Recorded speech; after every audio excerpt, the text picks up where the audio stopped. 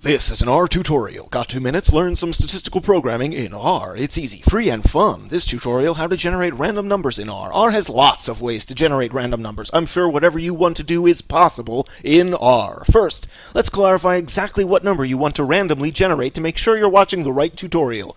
If you've already got a list of numbers you want to randomly pick one of, like here we've got the numbers 10, 20, and 30 in a numeric vector and we want to pick one of them, if that's what you want, you're watching the wrong tutorial. Check out how to use a sample function and sample from a vector or take a random sample of rows from a data frame in R. If you really want a really random number from out of nowhere, poof, then keep watching. Here we go. All right. So you're walking down the street and an adorable puppy runs up to you with its tail wagging frantically and says to you, "Can you tell me a random number between 0 and 1? What are you going to do?" Use the random uniform function, of course, and here's how it works. There's 3 parameters. The number of random numbers you want, that's n, the minimum, that's 0, and the maximum, that's 1.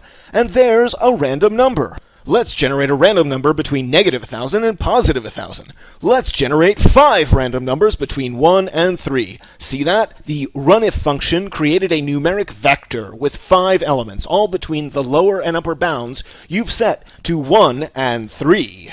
Now, depending on what you're doing, you may need to play with the digits parameter. The options function can make the digits equal to however many digits you want to see before and after the decimal point. So here's digits equals 3, and let's run it again. And now here's digits equals 22, and run it one more time. See the difference? Cool.